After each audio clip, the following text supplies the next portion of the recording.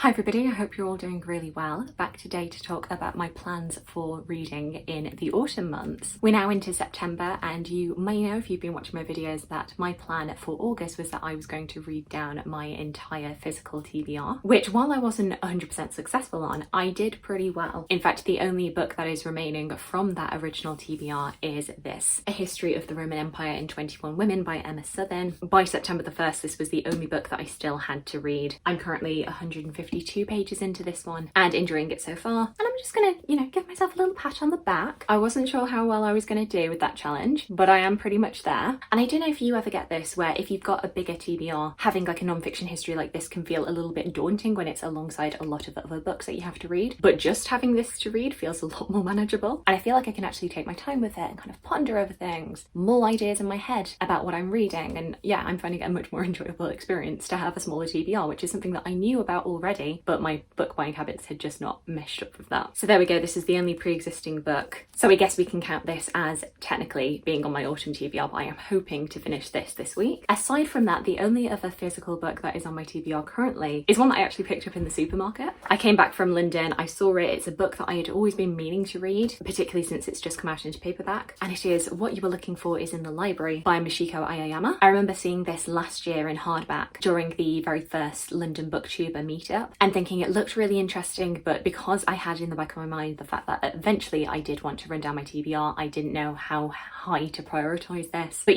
since I currently have this as my TBR, it felt a lot more doable to just randomly pick up a book and decide that I'm going to read it. And this is a really cute story so far, and this one I am also 102 pages into. So in terms of physical books that I currently own, we're doing pretty well. But yeah, my plan is not to buy any physical books until I finished off those two, and then kind of the world is my oyster, and that's kind of exciting. And I feel like especially September is going to be a chance to get to some of the books that I'd kind of put off reading or listening to the audiobook off, just because obviously I had my current TBR in mind. A new release that I'm really keen to pick up is 18 by Loxton, which is basically a really fun and what I imagine is going to be very accessible history about the lives of famous people, but where they were around their 18th birthday, the amazing things that they had done or had accomplished by that time. You've got figures in there like Mary Anning, Richard Burton, Empress Matilda. I was very, very excited when I found out that she was featured, and I'm a massive fan of Loxton's previous book Uproar. So yeah, this is probably the next book that I'm going to pick up. I've really got my eye on that. Going on to fiction books that I'm really keen to pick up that I've been kind of putting off. Definitely Babylonia by Costanza Casati is on that list. I really enjoyed her take on Clytemnestra last year, so even though I don't know anything really about this book and what it's about, I want to get this read eventually, as well as Hera by Jennifer Saint, another new release for 2024 that I've been putting off, but it's Greek myth retelling, that's always an instant win for me, and this time it's about Hera, kind of the queen of the gods. Jennifer Saint has just been on an upward trajectory in my estimation as an author, so I'm hoping for very, very good things with this book. A book that I stumbled across back in June, and I didn't pick it up because I knew that this would just be a cover buy. It's historical fiction, and it is The Ballad of Jacquotte Delahaye, I hope I'm pronouncing that right, by Briony Cameron. As I say, I saw this in a bookshop and was so close to buying it, but I've heard nobody talk about this on BookTube. It seems to be kind of feminist historical fiction, particularly looking at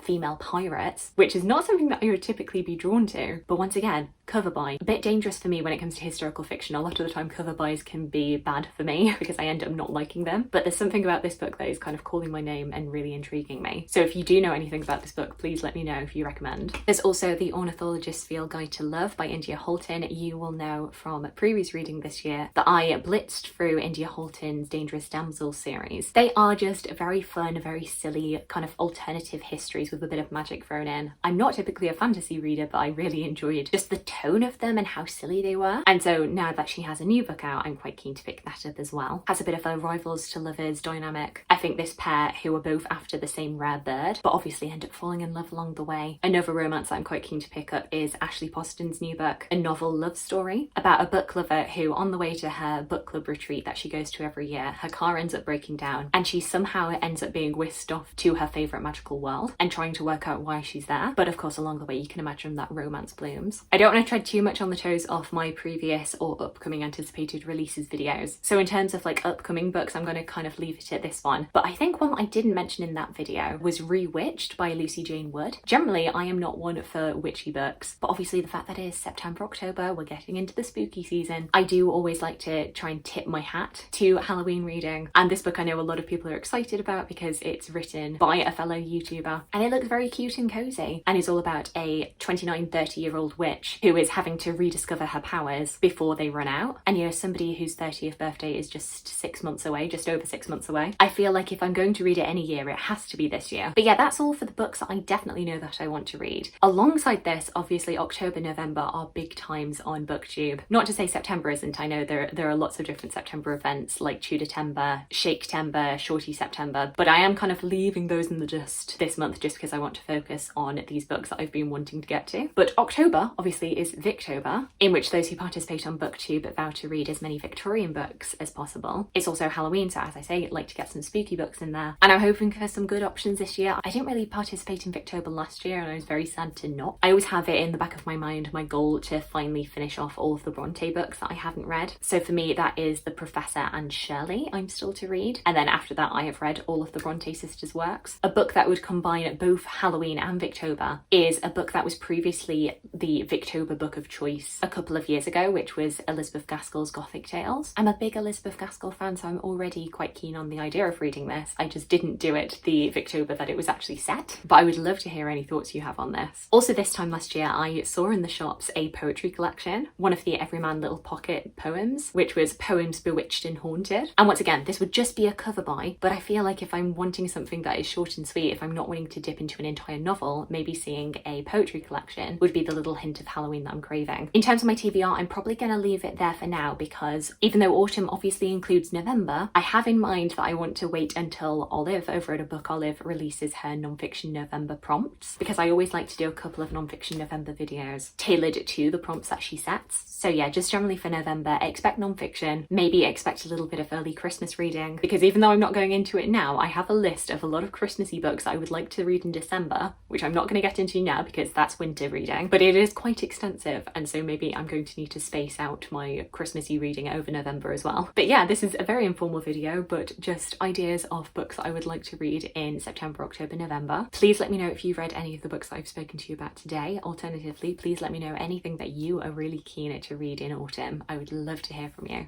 I hope you're having a fantastic day, and I look forward to talking to you again soon. Thanks. Bye.